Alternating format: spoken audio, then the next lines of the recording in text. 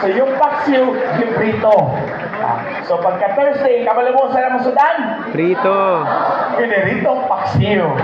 Very good. Prito, pamahaw, panuto, panhapon. Pagka Friday, meron pa rin. Prito pa rin. Pineritong paksiw. Pagka Sabado, sumo naman ang prito. Sinakawang paksiw. Dili oy, ilay among gibuhat. Gipang kuninit, gipang tanggal namo ang iyang laman. Unod, tanggal na mo yung unod. Hallelujah. Di balutag harina si daddy kung itlog. Oy, at least may i-approve. Pag Sabado, may itlog o may harina. Gibula-bula. So, unsa na mong sudan pagka Sabado? Bula-bula. Mali. Pineritong paksiw, bula-bula.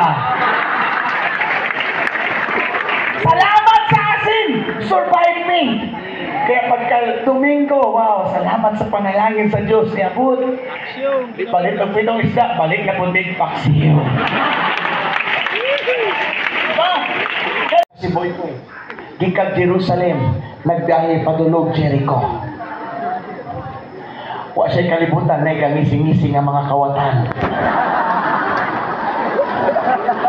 Diba? Mga kawatan ni sila. Alikindog ko na mga kawatan.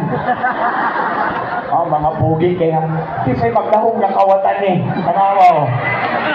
Kisa'y pangalan ni mo. JC. JC. May uyab? Wala. Pinod niya ngalan, Oscar? Si JC, ikaw. Jan.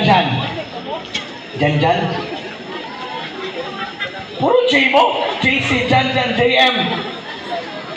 Jai. Clyde.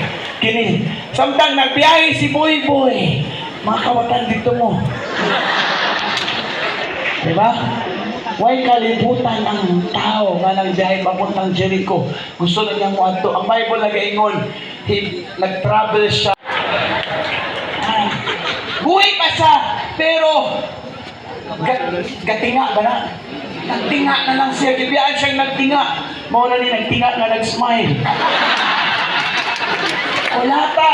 Isamaran, gipangkuha ang tanan.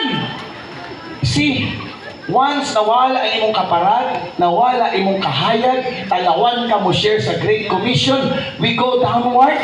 Kung pagnaog nato, kulakahon pa ta sa demonyo, kawaton pa niya ang tanan sa atong kinabuhi, hantod na mamatay ang imong mga pag-ampo o pagsalig sa Diyos. Kauto niya ang mga butang na maayong dibutang sa Diyos.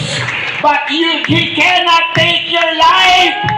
Maaring luya kay si Boy Boy, pero naaba siya ikinhawa. Right! Nagtingawa siya. This is what I'm trying to preach to us. Nakita ni Jesus Christ ang mabagang katauhan.